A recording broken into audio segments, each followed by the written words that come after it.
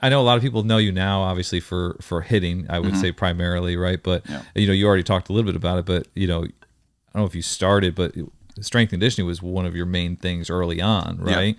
I mean, what are some of the things now that you've seen that like kids are lacking in the weight room?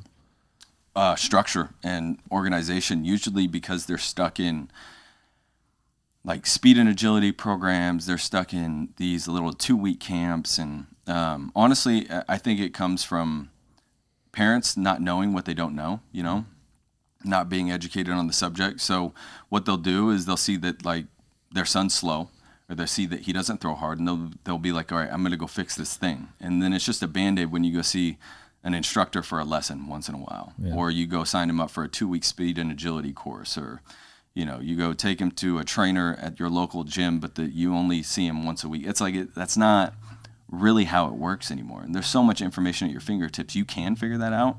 So it's usually that they just don't know what they don't know. And then it's also like unwilling to make the investment for long-term development. And so those are the two biggest things I think that kind of shoot people in the foot. And then when the kid wakes up when he's 16, 17, he's like, oh man, I'm behind. I wish I would have done this sooner. We've trained thousands of athletes at this point, from youth all the way to the big leagues. And that's the one thing that we hear on a consistent basis over and over and over again, is that I wish I would have done this sooner. Not like, oh man, like I'm really glad that I started late. Like nobody says that, Right. So yeah. What's the earliest age you would recommend for an athlete to start training in the gym?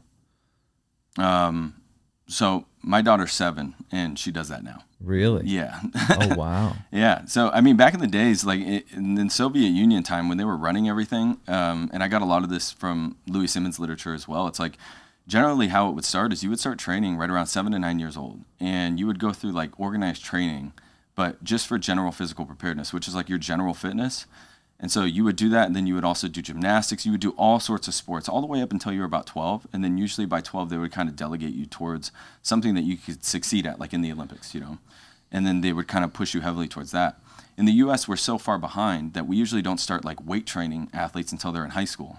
Like I talk to parents still to this day for OPP, and they're like, I don't really want my son doing weightlifting. I'm like, how old is he? He's 13. I was like, what do you mean? You're 3 years behind now, because there's still this like facade of like, well, weightlifting stunts their growth and it hurts. It's like, no, it doesn't. The science is clear. It's been out there for a while that it doesn't do anything like that. Really? So is there a higher risk of injury with younger players getting in the gym earlier? No, it just depends on your coach. Like if you have a coach who's well versed and understands like basic program design and like can manage your frequency, volume, and intensity pretty well, like no. But it sucks when you only see a coach like once a week. Right. It's like it's not real. Like you're willing to sign your kid up for baseball year round, but you have to remember that the engine fuels that, and when the engine lacks, like you're just gonna outrun your car. Like so the engine's gonna be built in the weight room, and it's gonna be built by actually taking the time to invest in their physical abilities, not just their skill 24/7. From a practical standpoint, are there things that you would not do in the weight room with a younger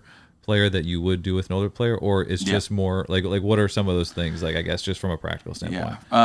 The basics would be like once you press that button on intensity, so like maximal effort lifts is something that we do a lot that not a lot of people do. They're convinced it's going to get them hurt, but it doesn't. The science is also very clear on that.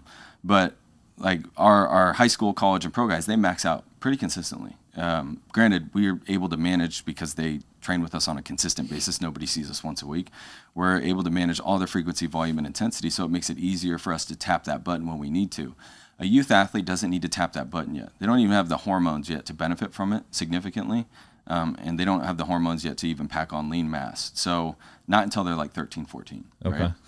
And so our goal from like basically 11 to 14 is to prepare them for that stimulus when it comes, because you can accomplish so much just from progressive overload and structure and decent program design that you don't need to tap that button yet, because once you tap it, you can't go back. So like once you expose the athlete to that kind of a stimulus, they're going to need that stimulus on a more of a consistent basis in order to get the benefits from it, right? So I would say for youth athletes, it's like we pretty much stay away from 1 rep maxes, and we're just building the foundation. So that way when we do tap that button, they're in a very good position to just succeed from that. So it's a lot of technique, a lot of form, and then just the disciplinary factor of teaching them like, this is what it takes to succeed at the next level. So structure within that, having them come on a consistent basis, And then obviously the motivation at that age. Like I tell my coaches, like, we provide motivation until they're 14. At 14, if you don't have the motivation to train, like, you got 3 years, dude. So you're going to be out anyways, you know? But up until 14, like, it's really important that they enjoy their training and that they are willing to, like, be excited to show up. And so at that point, like, our coaches provide a heavy amount of motivation for those athletes to get them excited about the training, excited about the environment. But at 14 now, it's like, dude, this is a job.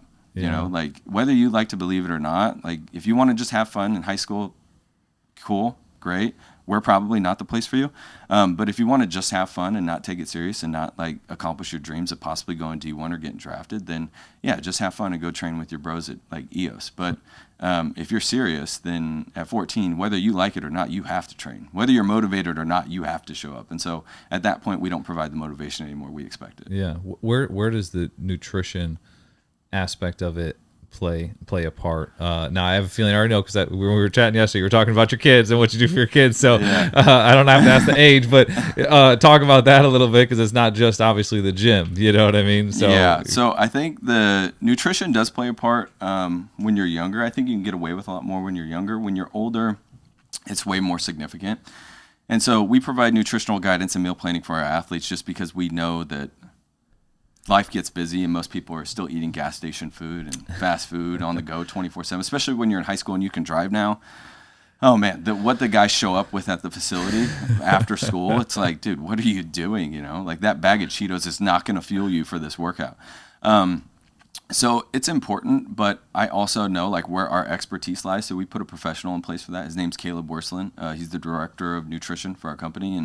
And he comes in and he advises us on, like, what are the do's and don'ts and how to do this. And so, you know, that's not my expertise by any means. And I also pay him to just do all mine, you know, so he tells me what to eat when I can't eat and stuff like that. So, yeah. If you enjoyed that clip and you want to watch another one, click right here. And if you want to watch the full podcast, click right here. And don't forget to like and subscribe if you find this content valuable.